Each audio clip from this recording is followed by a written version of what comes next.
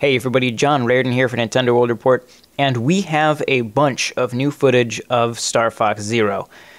Some of it was stuff we'd already seen before, some of it was entirely new stuff, which we'll get to that as well, but right now, what's most interesting to me is actually the stuff that we had already seen before, because some of it looks quite different from what we saw at E3. A lot of people had some issues with the art style, or not necessarily the art style, but the level of graphical quality that Star Fox Zero showed at E3.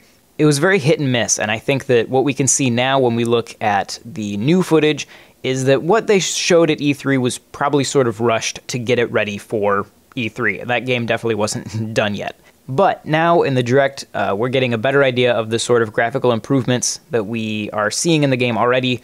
And of course, the game won't even be out until April, so they've got time to make even more improvements on these. But I wanted to go through a few areas where these graphical changes are either very evident or just slightly evident, and just sort of highlight those. So first, we have a shot of the Landmaster on Titania, or Titania, however you want to say that. On the right is footage from E3, and on the left is footage from the Nintendo Direct. Now at first these two shots look very, very similar, and they are. What you'll notice as you look closer is that the shadow resolution of the shadow being cast by the Landmaster onto the sand it's higher resolution in the Nintendo Direct than it was at E3. And this seems to be the result of a general just increase in quality of the lighting engine as a whole. We'll see more of that as we go. You can also see that the specular highlights on the sand are much more dynamic. Where it's bright, it's much brighter, and where it's dark, it's much darker, which creates a much more vibrant image.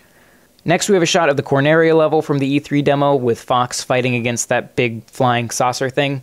Now, at first, you may see the footage on the left from the Nintendo Direct and think it looks very washed out. But when you compare it to the background and everything, what we're actually seeing is that there's a more soft, dynamic lighting system in place, like we saw in the last shot of the Landmaster. Where that's most evident is on the top spire element of the UFO thing, where you can see that there's sort of a nice warm light probably being cast by like a setting sun, and it's just a much more pleasant, more dynamic image, as opposed to the really flat image that we saw originally. In the build that we saw at E3, it looks like there was essentially one key light. In other words, if you think of it like a movie set, it would be like if there was just one spotlight, and no really other lights on the stage. So everything's either really bright or totally in shadow. In the real world, that's not how things actually look. You have light bouncing off of other things and reflecting, and it creates a much softer, more colorfully dynamic look. And that's what we're seeing in the footage from the Nintendo Direct, is a much more dynamic image. So next is a shot from Zonus, which is another opportunity for us to see a much more dynamic lighting engine. The one thing I will note is that because the lighting is so much more dynamic in the Nintendo Direct footage, you can see that the shadows on the environment are pretty low resolution, but since we've already seen shadow resolution increase in other areas, I would assume that this shadow resolution will probably increase as well. This is once again a shot from Zonus, just little changes. The coin that you pick up now has the Star Fox logo on it, as opposed to the generic kind of Mario Bros looking coin that was in the E3 build.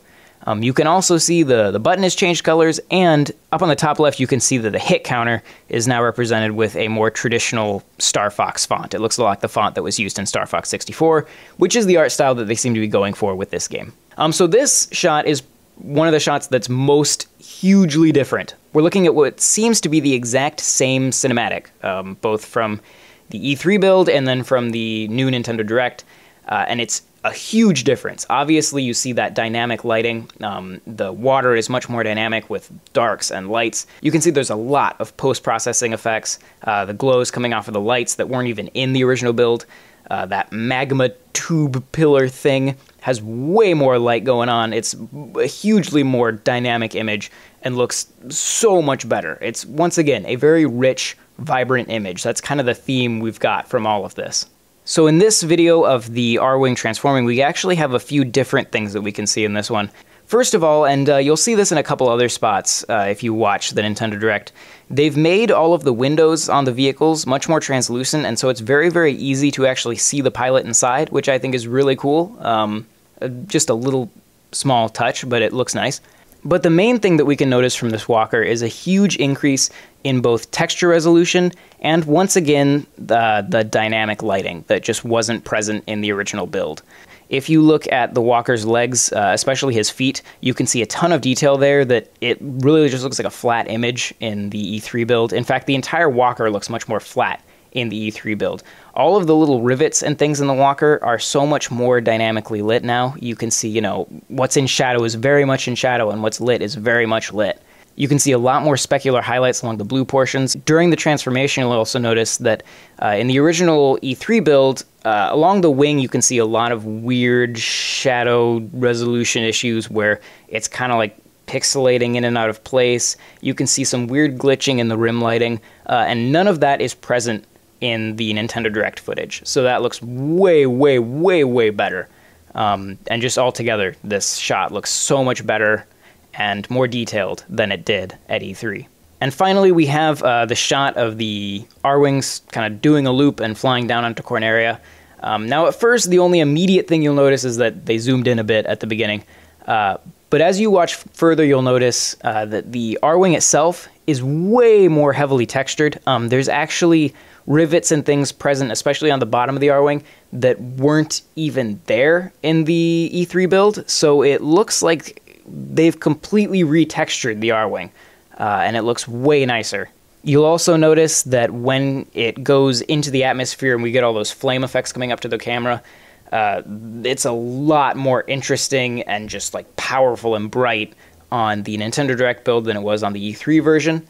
And one of the things you'll notice kind of in the last frame of this before they cut to something else is that if you look at the actual, how the lighting works on the version from the Nintendo Direct, you can see that the R-Wing is actually being lit by those effects around it. So you have a very like hard rim light coming around it. Whereas if you look at the original one, it's once again a very flat, bland image. And so it looks as though they've really reworked and fine-tuned the lighting engine. That seems to be kind of the biggest thing. Obviously, texture resolutions have gone up, and that's awesome. But the biggest thing I've noticed, and the thing that seems to have caused the most improvements, is just a huge reworking of the lighting engine, and it looks fantastic. And then the final improvement is, of course, bombs. There are bombs, and that is really all that matters in the end.